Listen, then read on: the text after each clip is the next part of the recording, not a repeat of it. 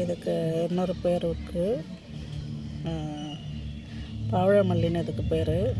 பவழம் போல் அந்த காம்புகள் இருக்கிறதுனால இதுக்கு பேர் பவழமல்லி.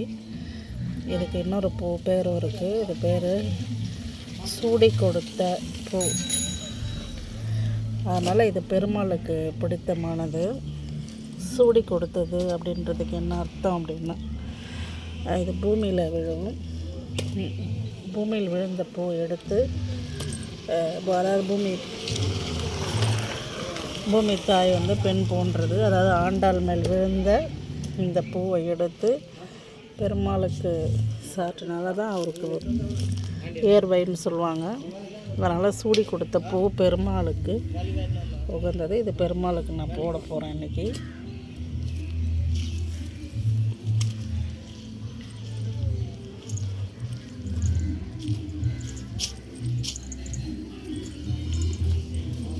இன்றைக்கி பாருங்கள், இந்த பூலாம் எவ்வளோ பூ அழகாக இது வாஸ்து செடியில் பூத்துருக்கு. இன்னொன்று நான் இன்றைக்கி பெருக்க போகிறேன். என்ன அப்படின்னா, நம்ம வீட்டு தக்காளி இன்றைக்கி சமையலுக்கு இன்றைக்கி வெண்டைக்காய் பொரியல் செய்ய போகிறேன். அதனால் தொக்கு மாதிரி வைக்க போகிறேன். அதுக்கு தக்காளி பழம் நம்ம வீட்டில் இருக்கக்கூடியது இன்றைக்கி போதும். சீப்ரெட் தான் அது. ஆனால் இது எப்படியோ எனக்கு செடியில், இந்த மாஞ்செடியில் சமையல் செய்யக்கூடிய அந்த தண்ணியெல்லாம் ஊற்றும்ல, காய்கறி அரிஞ்சு தண்ணீர் ஊற்றுவோம் இல்லையா, அந்த தண்ணியில் விழுந்த விதை தான் இது. நான் எதுவும் நடலை. அதுதான் இங்கே கொஞ்சம் சின்ன செடியாக வந்தது. முதல்ல கீழே சாஞ்சிட்டு கீழே விழுற மாதிரி இருந்தது. அதை அந்த குச்சி வச்சு ஒரு கயிறு போட்டு கட்டி விட்டேன்.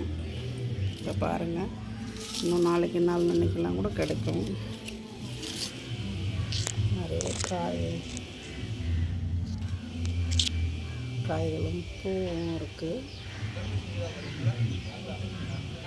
பூ இன்னும் நிறைய இருக்குது. பூ வச்சுருக்கு பாருங்கள், குட்டி குட்டி குட்டியாக. இதெல்லாம் வந்து பூ தான். இதெல்லாம் கூட காய்க்க போகுது. இன்றைக்கி தோட்டத்தில் இருக்கிற வேலை முடிஞ்சுது. நாளைக்கு அவரை செடியில் இருக்கக்கூடிய அவரைக்காய் பறிக்க போகிறேன். அது நாளைக்கு நான் போடுறேன்.